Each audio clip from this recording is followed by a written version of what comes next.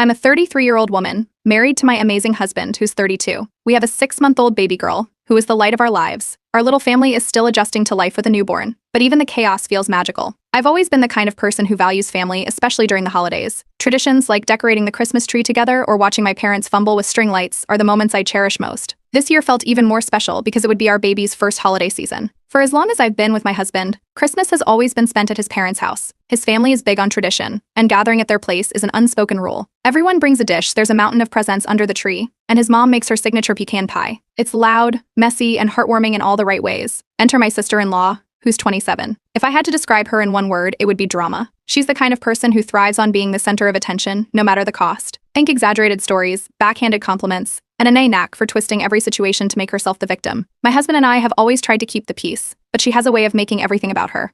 This year, she decided to drop a bombshell. Out of nowhere, she announced she would be hosting Christmas at her house. It was an immediate curveball. Nobody had discussed it, and her house had never been part of the holiday tradition. Naturally, the in-laws were caught off guard but quickly scrambled to support her. She claimed it was because her partner, who works a demanding job, couldn't travel this year. I could already feel the tension brewing. Her place is a 4-hour drive away, and with a 6-month-old, that's no small task. Anyone who's traveled with a baby knows it's like rolling the dice. You might get a peaceful nap session, or you might endure hours of wailing. On top of that, she lives in a small, cluttered house that isn't remotely baby-friendly. At first, my husband and I thought we could politely decline. Surely she'd understand, right? Wrong. She started making guilt-laden comments in the family group chat, insinuating that anyone who didn't attend didn't care about family.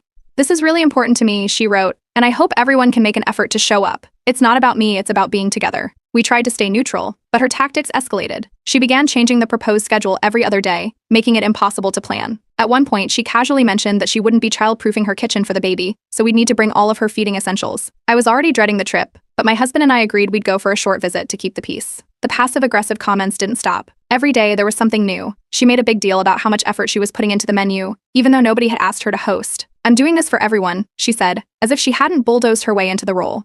Then she started comparing our baby's milestones to her dog's achievements. I kid you not, she referred to her dog learning to sit as being on par with our daughter rolling over for the first time. 2 days before Christmas, she dropped the final bombshell. She demanded we arrive earlier than planned, fully aware that it would throw off the baby's nap schedule. My husband, ever the peacemaker, tried reasoning with her, but she wouldn't budge. Her justification? "I'm just trying to make this perfect for everyone, and it's stressful when people don't cooperate." At that point, I'd had enough. I called her out in the group chat, pointing out that she was making things unnecessarily difficult. Her response was to play the victim, claiming I didn't understand how hard she was working. "You have no idea how much pressure I'm under," she said, conveniently ignoring the fact that I was juggling a baby and a long road trip just to accommodate her. The in-laws, bless their hearts, begged us to keep the peace. "She's trying her best," they said, as if that justified her steamrolling everyone else's plans. Against my better judgment, I agreed to go. My husband and I reasoned that it was just one day, and we could leave early if things got too chaotic. Looking back, I should have trusted my gut. What was supposed to be a joyful celebration quickly spiraled into a nightmare, all thanks to my sister-in-law's relentless need for control. If I'd known what was coming, I might have thought twice about agreeing to her plan. But at that moment, I told myself it was worth it for my daughter's first Christmas. Little did I know, that decision would set the stage for one of the most disastrous holidays I've ever experienced. Update 1. The morning started earlier than it should have. We loaded up the car while the baby fussed in her carrier, already tired from the rush of getting ready. My husband handled the last-minute packing while I tried to calm her down, but by the time we hit the road, her wails were relentless. 4 hours stretched into what felt like an eternity as we battled traffic, stopping twice to soothe her. By the time we pulled into my sister-in-law's driveway, everyone was frazzled. Her house looked the same as I remembered, small and cluttered, but now it was decorated to the brim with mismatched Christmas lights. The driveway was packed with cars, and as we struggled to find parking, I realized she had invited more than just family. Inside, it was chaos. People I barely recognized were milling around with drinks in hand. My sister-in-law greeted us with a quick, distracted wave before turning her attention back to a group of her friends. It was clear we were an afterthought. My husband carried the baby's bag while I held our daughter, scanning the room for a place to sit. The noise level was overwhelming, music blared, conversations overlapped, and her dog barked every few minutes. The baby, already cranky from the trip, began to cry. We found a corner to settle in, but my sister-in-law's dog kept running up to sniff the baby, making her cry harder. When I asked if the dog could be kept in another room, my sister-in-law shrugged it off. "She'll get used to it," she said, barely looking up. As the day wore on, things went from bad to worse. The house wasn't just loud, it was overcrowded and completely unfit for a baby. There were no safe places to put her down, no quiet spaces to feed her. My husband and I took turns pacing with her, trying to keep her calm, but the overstimulation was too much. She cried nonstop, her little face red and tear-streaked. Dinner, originally scheduled for 5 p.m., kept getting pushed back. Every time I asked about it, my sister-in-law brushed me off with vague answers. Hours passed, and the baby's routine was thrown out the window. By the time dinner was finally served, it was so late that we had already missed her bedtime. What made it worse was how oblivious everyone seemed. My in-laws were too busy complimenting my sister-in-law's hosting skills to notice our distress. My husband tried to advocate for us, suggesting we eat quickly and leave early, but it fell on deaf ears. Throughout the evening, my sister-in-law kept up her passive-aggressive comments. At one point, she loudly remarked to her friends that some people didn't understand the effort it takes to host. She even joked about how we didn't seem festive, pointing out that I hadn't worn a Christmas sweater. When it came time for gift opening, I was relieved, thinking we'd finally have a moment to sit and enjoy something. But my sister-in-law announced she'd scheduled it for right when the baby was napping, saying it was easier for everyone that way. It wasn't easier for us, though. We ended up sitting out entirely. And then there was the gift she gave our daughter. It was a dog toy, a cheap squeaky bone, the kind you'd pick up at a dollar store. My husband and I exchanged a glance, both too stunned to say anything. "It's for when she gets older," my sister-in-law said with a laugh, as if it were some kind of joke. That was the breaking point. I stepped into the guest bathroom and cried, holding my daughter close. Her first Christmas, the one I'd envisioned as magical and full of memories, felt completely ruined. My husband found me a few minutes later, and without saying much, we both silently agreed it was time to go. When we told my sister-in-law we were leaving, she immediately turned it into a spectacle. She raised her voice, accusing us of being ungrateful and ruining her holiday. The room fell silent as she ranted about how much work she'd put into the day, how we were overreacting, and how this was why she didn't like hosting family events. We didn't argue. My husband calmly said we needed to get our baby home, and we walked out. The in-laws looked torn, but nobody stopped us. The cold goodbye stung, but not as much as the realization that they'd chosen to ignore how miserable the day had been for us.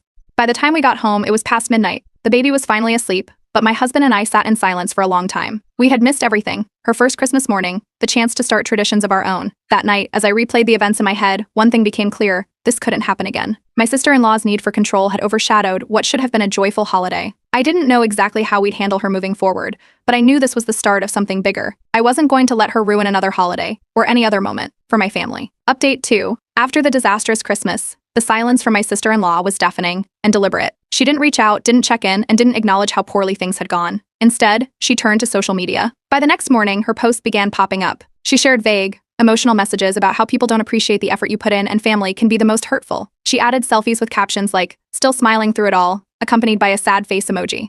At first, I ignored it, but when mutual family members started commenting with things like, "You did your best," and "Don't let them bring you down," it was clear her narrative was working. My sister-in-law was painting herself as the victim, and judging by the responses, people were buying it. Soon after, my husband and I started getting calls from his parents. They didn't outright blame us, but the tone was unmistakable. They wanted to know why we couldn't have stayed a little longer, and why we let things escalate. My sister-in-law had twisted the story so well that by the time it reached the in-laws, it sounded like we'd stormed out over nothing. The family chat wasn't much better. My sister-in-law wasn't posting directly but had clearly influenced others. Comments like, "It's hard to host, especially with uncooperative guests," started popping up. It was clear she was orchestrating a smear campaign without having to say much herself. While my husband tried to reason with his parents, I decided it was time to fight back. Her pattern of behavior had gone unchecked for too long, and I wasn't going to let her manipulate the situation any further. I started combing through messages she'd sent in the weeks leading up to Christmas. There were plenty of examples of her shifting schedules, passive-aggressive remarks, and guilt-tripping. Then, I saved screenshots of her social media posts. When I showed my husband, he hesitated. He wasn't thrilled about escalating the situation, but even he admitted she needed to face some consequences. We agreed to take a measured approach. I crafted a message for the family group chat, detailing everything that had happened. I laid it all out: the constant schedule changes, her dismissal of our baby's needs, and the cheap gift that felt more like an insult than a thoughtful gesture. I attached the screenshots, making it impossible for anyone to deny the facts. The chat went silent for an hour. Then, the responses started trickling in. A few relatives thanked us for speaking up, admitting they'd noticed similar behavior from my sister-in-law in the past. Others seemed shocked, realizing they'd only ever heard her side of the story. Of course, my sister-in-law wasn't happy. She exploded in the chat, accusing us of ruining her reputation and taking things out of context. She claimed the screenshots were misunderstandings and that we were targeting her out of jealousy. The meltdown was so dramatic that even her usual defenders went quiet. Things came to a head when her partner reached out to my husband privately. He apologized for her behavior, explaining that she'd been under a lot of stress lately. He didn't defend her actions, but admitted he'd been struggling to handle her mood swings and manipulations. It was the first time anyone close to her had acknowledged the problem, and it felt like validation. In the meantime, my husband and I decided to go no contact with her for the time being. We focused on our daughter and kept our interactions with the rest of the family minimal. The in-laws tried to mediate, but their refusal to take a firm stance only made things worse. They wanted us to let it go for the sake of peace, but we were done sacrificing our well-being to appease her. As the weeks went on, my sister-in-law's situation seemed to unravel further. She'd overspent on the holiday party, and when the bills came due,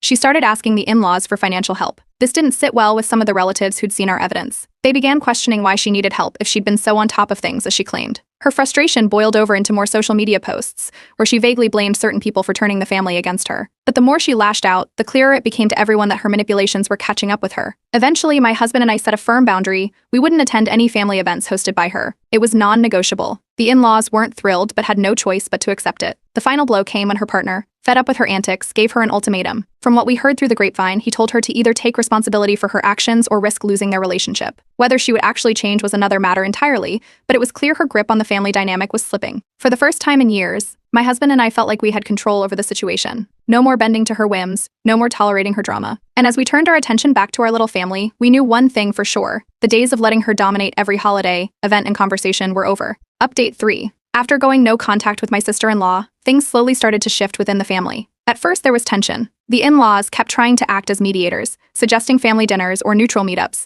but my husband and I held our ground. We made it clear we wouldn't participate in any event where she was the host or where her behavior would be swept under the rug. Instead, we started building closer relationships with the rest of the family. We reached out to cousins, uncles, and aunts, people we hadn't seen much during the drama. We invited them over for casual get-togethers and lunches. These weren't grand events, just simple moments where we could connect without any tension. Slowly but surely, people began to see us in a new light. Meanwhile, my sister-in-law's financial irresponsibility was starting to catch up with her. Word got out that she'd borrowed money from the in-laws to cover the costs of her disastrous Christmas party. What she didn't count on was my mother-in-law casually mentioning it to another relative, who then let it slip to the family at large. It didn't take long for people to piece together that her grand hosting gesture had been funded by others. The kicker came when someone discovered she hadn't even used all the money for the party. She'd splurged on non-essentials, including a designer purse she flaunted on Instagram just days after Christmas. This revelation spread quickly, and her excuses only made her look worse. With her credibility crumbling, I decided it was time to take control of the narrative. We planned a small celebration for our baby's upcoming milestone, her first steps, and invited family members who'd supported us. My sister-in-law wasn't on the list. It wasn't a loud or dramatic exclusion, it was simply clear that her behavior had consequences. The event went off without a hitch. Family members came, bringing thoughtful gifts and spending time doting on our daughter. My husband and I made sure to host in a way that felt welcoming and relaxed, a stark contrast to my sister-in-law's over-the-top chaos. Photos from the day were shared in the family group chat, and for the first time in a long while, it felt like things were shifting in our favor. Not surprisingly, my sister-in-law caught wind of the event and wasn't happy. She tried to host her own gathering shortly after, sending out an elaborate invitation to everyone. But when the day came, almost no one showed up. Aside from her partner and one or two friends, her house was eerily quiet. This seemed to mark the beginning of her desperation. She started reaching out to family members individually, trying to gain sympathy. But the more she talked, the more people began to see through her manipulations.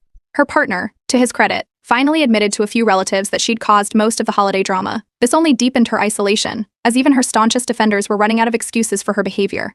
Eventually, the in-laws couldn't ignore the reality anymore. My mother-in-law approached us during one of our visits and for the first time apologized. She admitted they'd been too quick to take my sister-in-law's side and regretted not standing up for us during Christmas. It wasn't an instant fix, but it was a step in the right direction. Of course, my sister-in-law wasn't ready to give up. She tried one last-ditch effort to stir up drama, posting vague messages about being betrayed by family and how jealousy ruins relationships. But by then, most of the family had tuned her out. Her posts got little engagement, and attempts to provoke a response were ignored. The final vindication came at our daughter's first birthday party. It was the biggest event we'd hosted yet, with nearly the entire family showing up. Everyone pitched in, from helping set up decorations to bringing food. The atmosphere was lighthearted and fun, and our baby basked in all the love and attention. My sister-in-law wasn't invited, and her absence spoke volumes. There were no dramatic scenes, no passive-aggressive remarks, just a joyful celebration surrounded by people who genuinely cared. As the year progressed, the family dynamic improved noticeably. Without my sister-in-law's constant drama, gatherings became less stressful and more enjoyable. People started looking forward to events again, instead of dreading the inevitable tension. Meanwhile, my sister-in-law seemed to retreat into herself. Her social media posts grew less frequent, and when she did pop up, it was clear she wasn't doing well. Her relationship with her partner was on shaky ground, and she'd alienated most of her friends. Looking back, I felt a sense of relief. Standing up to her hadn't been easy, but it had been necessary. By refusing to let her behavior slide, we'd reclaimed our place in the family and ensured our daughter would grow up in a healthier environment. Now, as we start planning our own traditions, I can't help but feel grateful. The holidays are no longer something to dread, and the family feels stronger without her toxic influence. My sister-in-law may still be bitter, but her downfall was entirely of her own making. And for the first time, I feel like we're finally free to enjoy the moments that matter most. Update 4. Summer rolled around, and with it came an unexpected invitation. My sister-in-law announced she was hosting a family barbecue at her house and explicitly included us in the invite. This came out of nowhere, considering we hadn't spoken since the Christmas fallout. The message was overly friendly, with phrases like starting fresh and leaving the past behind. My husband and I immediately sensed something was off. This wasn't her style. She thrived on chaos, not reconciliation. We weren't the only ones skeptical. Other relatives privately reached out, wondering if we planned to attend. When my in-laws got wind of our hesitation, they leaned on us, saying it was a chance to bring the family back together. Against our better judgment, and mostly to avoid more drama, we reluctantly agreed to go. The day of the barbecue was hot and humid, and as we arrived, it was clear my sister-in-law had gone all out. There were balloons, a giant grill fired up, and a table packed with snacks and drinks. She greeted us at the door with an over-the-top smile, her tone syrupy sweet. It felt forced. She made a show of welcoming everyone, offering drinks and plates of food, but it was clear her energy was directed toward managing appearances rather than connecting with anyone. Within minutes, the atmosphere turned awkward. My sister-in-law's attempts to play the gracious host came across as unnatural, and her exaggerated compliments only added to the tension. As people settled into small groups, she zeroed in on my husband and me, making passive-aggressive comments disguised as jokes. She brought up our baby's milestones, comparing them to things her dog could do, as if to belittle our parenting. Her needling didn't stop there. During a conversation about summer plans, she casually mentioned how some people hold grudges for too long, clearly targeting us. She tried to laugh it off, but the room grew noticeably quieter. The breaking point came when she gathered everyone near the grill for a family toast. She started off talking about unity and moving forward, but then turned it into a public jab at us.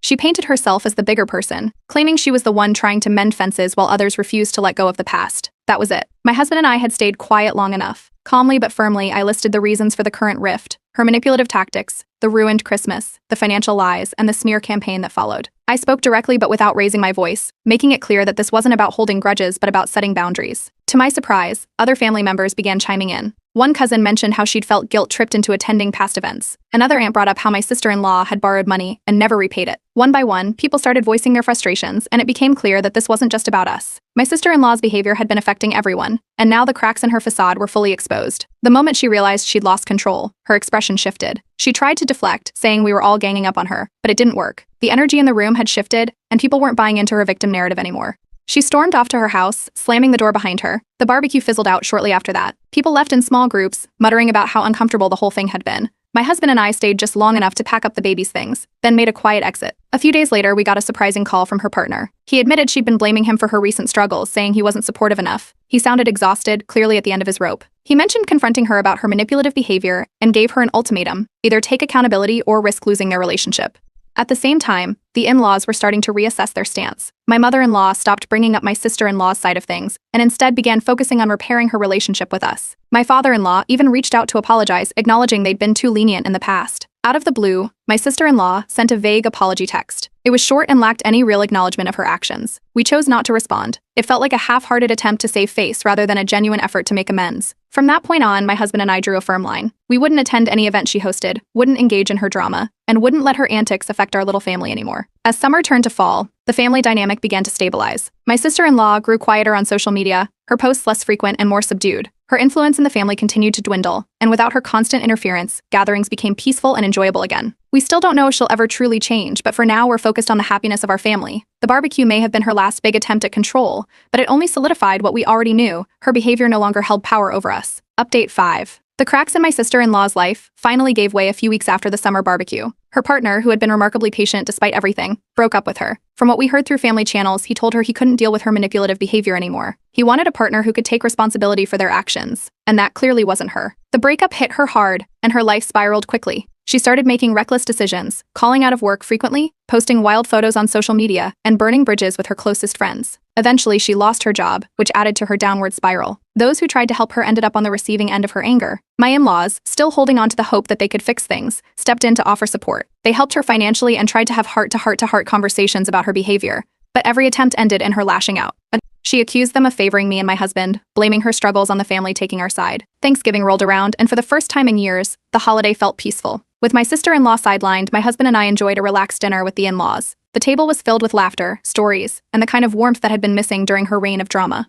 Even the in-laws seemed lighter, relieved to celebrate without walking on eggshells. My sister-in-law was noticeably absent. She had claimed she wasn't feeling well, but everyone knew she was avoiding the family. Her absence wasn't even a topic of conversation. It was like a collective agreement to not let her overshadow the day. As Christmas approached, my husband and I decided to host. It was the first time we'd taken on such a big role, but we were determined to make it special for our daughter, who was now walking and babbling nonstop. We decorated the house, planned a simple yet delicious menu, and invited the whole family. Everyone accepted, except my sister-in-law. The day was everything I'd hoped for. Our daughter squealed with delight as she tore into her presents, surrounded by doting grandparents, aunts, and uncles. The house was filled with the kind of joy that makes you forget all the stress of planning. At one point, my mother-in-law pulled me aside. She apologized, genuinely this time, for enabling my sister-in-law's behavior in the past. She admitted they had been too quick to excuse her actions and had unintentionally contributed to the family's turmoil. It felt like closure, a long overdue acknowledgement of everything we'd endured. My sister-in-law, of course, couldn't let the holiday pass without making her presence known.